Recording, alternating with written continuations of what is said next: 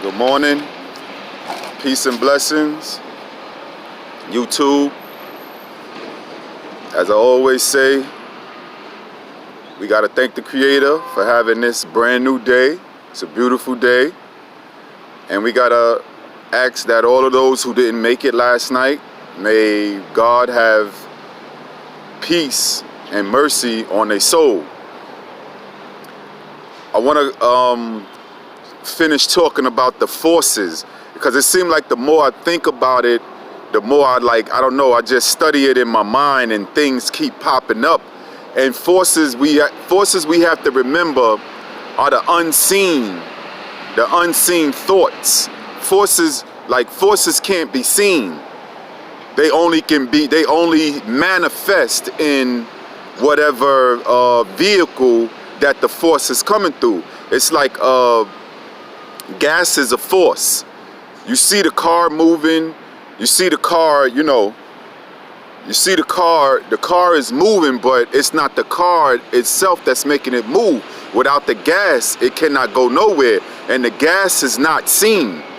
You can't see the gas.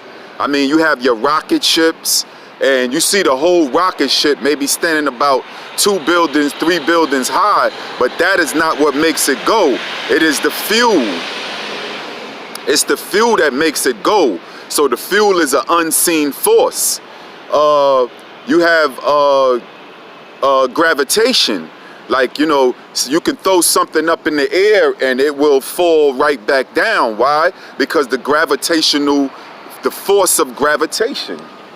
The force of gravitation is what brings something back down, and that is the force that keeps us onto the earth. So now I'm looking at the force in relationships. Because we as individuals, we have a force that pulls things to us, which is the attracting force, and we got the force that pushes things away from us, which is the repelling force. Each and every individual has these two forces working inside of them. Now, in your relationship, what are you attracting and what are you pushing away? Whatever you're attracting, if it's not right, it's going to cause problems, of course, within your relationship. Now, what controls these forces is what's unseen, and that's our thoughts. Our thoughts cannot be seen. They are hidden. They are hidden forces. The more we think them, the stronger the force gets. That's why in most relationships, you have what we call the ups and downs. Sometimes we're thinking right. It creates a right force, an attracting force to the person that you're with. Then all of a sudden, problems start. That's because some thoughts that are repelling you away from the person that you are with is controlling you. It's controlling you. These are forces. So, as I always say, atoms are ever breaking up, or atoms are ever breaking down or breaking upward, as I put it, and becoming new atoms. We are made up of these atoms, so why do we stay the same? And it's not that we stay the same, it's that we go back and forth. We go back and forth. We could have a good week, then a bad week. A good 3 days, then a bad 4 days. It's dependent on the forces that we are not controlling. We sitting there thinking it. You're sitting there thinking the thoughts. You're sitting there thinking the thoughts that create the pushing away, the repelling force with the person that you are with. You're thinking them. You won't say it. This is the thing, we're not being truthful about the thoughts that we're thinking about the person that we're with. So 9 times out of 10, we're gonna act these forces out when we could have been took care of the problem when we started thinking about it. If y'all talked more, if y'all spoke more, if you were more straight up and you more truthful with the thoughts that you're thinking about the person that you are with, as you're thinking them, both of y'all could take care of the problem together. There would be no need for the fights. You could take care of the problem early. Now, negativity, you got to remember, in the atom, you have the protons, which are positive. You have the electrons, which are negative. Those are forces. You got a positive and a negative force. Sometimes, again, the positive force takes over, and you have a attracting to you and to you and the person that you're with. Sometimes the negative force take over. Now you have a repelling. What feeds the negative and the positive force? What feeds it? What feeds the electrons? What feeds the protons? It is the negative. It is the information. I won't say information feeds either your negative or your positive. Negative information is going to feed your negative forces inside of you. Positive information is going to feed your positive forces inside of you. The forces, and even along with the experiences that you have had in your life, it is constantly feeding you. It's constantly feeding either your positive or your negative. So we have to become more aware of the forces, the unseen forces. They are unseen. You cannot see them. You cannot see them. They just take place. They just happen. You don't even know it. When it's happening to you, you don't even know it. You have no idea what is happening to you. All you know is that you keep getting into relationships, you keep breaking up, you keep getting into other ones, breaking up, getting into other ones. Look at what you're attracting.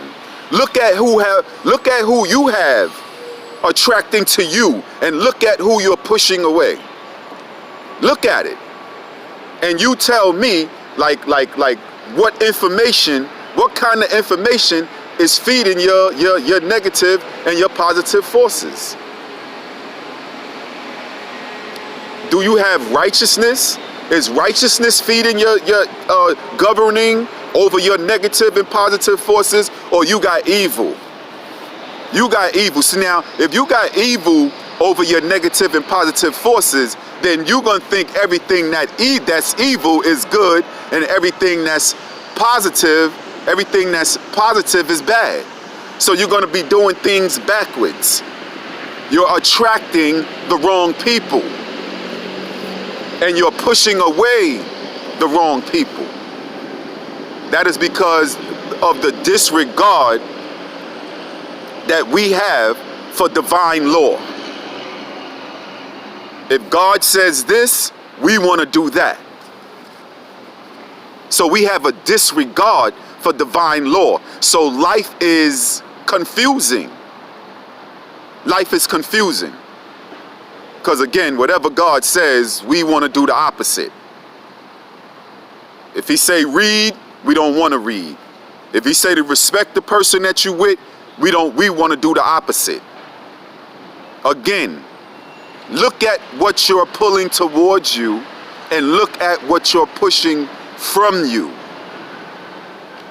And of course, as I always say about Sister Ava Muhammad in her book, to study self is the most scariest thing that people can do. We don't want to study ourselves. So therefore, we continue on with the madness. That's why you have to study yourself. You have to study your makeup. You have to study your atoms. You have to study your genetic makeup. You have to study your mother. You have to study your father. You have to study your family members. We have to study all of this to find out why we move the way we move, why we think the way we think, and why the thoughts that generate inside of us, why they generate and how they generate, and how often you have this negative force coming up inside of you. And one thing we need to do is stop blaming the other person. I just can't take it. Like a finger pointer, I can't take it. I can't take that person. I don't think finger pointers, you can't help finger pointers. People who point fingers are only saying, I'm gonna do what I want to do, and that's that. It's not me, it's you. It's not me, it's that person. It's not me, it's this person. It's not me, it's anything else that besides me. I just can't, I don't know. It's difficult for me to tolerate a person who just wants to point the finger when, as the old saying goes, it takes two to tango. Control, you have to first study your forces, your negative and your positive forces of you and your family tree. Yeah, we got to go back to the family tree. I know we don't like that. But we got to go back to the family tree and we have to study it to find out why we move the way we move. Because every newborn child into the family is going to catch on. They already have these negative forces inside of them, and they're already going to grow up with it. And this is what this is really about. It's about changing our own lives. It's about breaking down the atoms, breaking down and breaking up into new forces so that we can become new people, so that we can feed our babies a new source of information, information that's guided on repelling that which God does not like and attracting what God likes. A new force. A new way of living, a new way of feeding the children, where you have true peace. Because we have been raised up in negative forces that we believe negative forces is peaceful. We call it peace. We call negativity having peace, and anything of positivity we call that chaos. Get that away from me. Get that away from me. That's chaos. I can't deal with it. I need peace. And peace is my old chaotic ways that I learned from my mother, from my father, from my family. That is my peace. See, Satan has peace, but his peace is chaos. His peace is murder, killing, rape, robbing, cheating, stealing, incest. All of that. That's Satan's peace. God's peace is different.